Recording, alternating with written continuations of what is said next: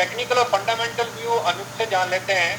अनुज, आपको क्या लगता है, अगर टेक्निकली देखा जाए और फंडामेंटली देखा जाए तो मेंथा का भविष्य क्या है? क्योंकि जैसा कि अभी टेकराम जी ने बताया कि तकरीबन 55,000 मीट्रिक टन के आसपास का इस बार प्रोडक्शन एक्सपेक्टेड है। अगर हम 55,000 के बजाय 50,000 भी माने तो वो भी ऑल टाइम हाई एक प्रोडक्शन फिगर होगी। और ऐसे के अंदर में प्राइस टेक्निकली क्या कहते हैं और फंडामेंटल आपको क्या लगता है? Thank you Suresh ji, thank you Rishi sir, thank you Chaitanya ji, thank you Sunil ji और सभी पैनलिस्ट को धन्यवाद। देखिए, अगर हम 2 साल पहले जाएं तो हमने देखा था 2017 में मेंथा ने करीबन ऑलमोस्ट 2000 के स्तर को छुआ था और 2007-8 से हमने देखा था कि 350 से उठता हुआ करीबन ये जो कॉन्ट्रैक्ट था ये करीबन 2000 के लेवल के आसपास गया था, जहाँ पर हमने ह्यूज डिमांड और जो लोअर प्रोडक्शन था वो आते हुए देखा था।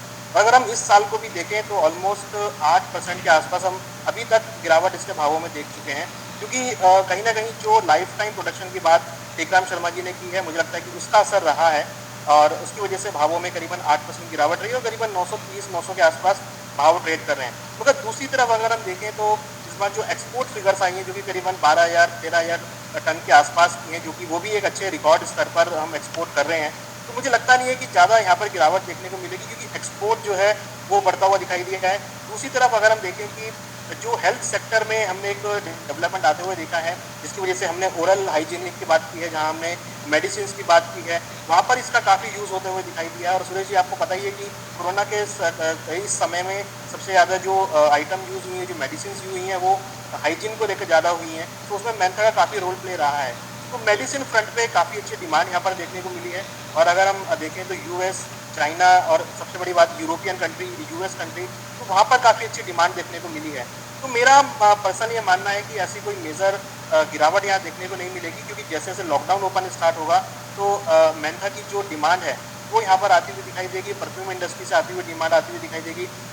सबसे बड़ा सेक्टर जो है वो कॉस्मेटिक और परफ्यूम का है, जो कि अभी तक बंद था, बट अब जैसे जैसे मार्केट ओपन होगी तो परफ्यूम और कॉस्मेटिक्स में और मेडिसिन में डिमांड इस प्रोडक्ट की रहेगी। और जिस तरीके से कॉन्ट्रैक्ट छोटा हुआ है, जो कि काफ़ी समय से इंडस्ट्री की डिमांड भी थी, मुझे लगता है कि उससे भी काफ़ी अच्छा सपोर्ट ट्रेडर कम्युनिटी से आता हुआ दिखाई देगा। तो डेफिनेटली वॉल्यूम तो यहाँ पर बढ़ने हैं, और जब वॉल्यूम की हम बात करते हैं डेफिनेटली प्राइस को अच्छा सपोर्ट मिलता है। तो मेरा मानना है कि ज़्यादा गिरावट हम नहीं देख रहे हैं। और अगर हम टेक्निकल चार्ट्स पे भी देखें तो ये जो स्तर है 900 के, ये काफ़ी एक सपोर्टिव लेवल है। हम देखते आए हैं कि 11-12 के समय में भाव यहीं से काफ़ी अच्छे शूटअप होते हुए दिखाई दिए थे। तो हो सकता है कि अभी अराइवल सीजन चल रहा है तो थोड़ा बहुत अराइवल आता हुआ दिखाई दे, और मानसून का भी चल रहा है तो उससे भी क्रॉप को अच्छा इफेक्ट रहेगा। मगर एक चीज़ है कि अगर ज़्यादा बारिश होती है, अबव नॉर्मल बारिश होती है, क्योंकि जैसे कि हमने अभी पीछे 2 साइक्लोन्स देखे हैं, तो अगर उस तरीके का साइक्लोन आता है और अगर एक हैवी बारिश होती है और पानी अगर खेतों में जमा हो जाता है, तो वहाँ पर हो सकता है कि 10 से 15% क्रॉप को कुछ नुकसान होता हुआ दिखाई दे, या जो ऑयल है उसके अंदर कुछ गिरावट देखने को मिले, तो वहाँ से भी हमको सपोर्ट आता हुआ दिखाई देगा। तो अगर हम ओवरऑल की बात करें तो मुझे लगता नहीं है कि ज़्यादा गिरावट देखने को मिलेगी।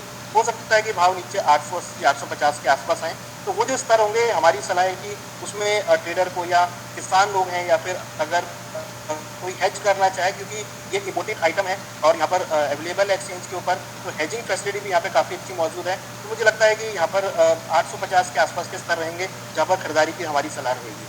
तो आपको अनुज क्या लगता है, इस समय जो भाव चल रहे हैं, इन भावों के बजाय 850 रुपए आने तक का इंतजार करना चाहिए बाजार के अंदर में?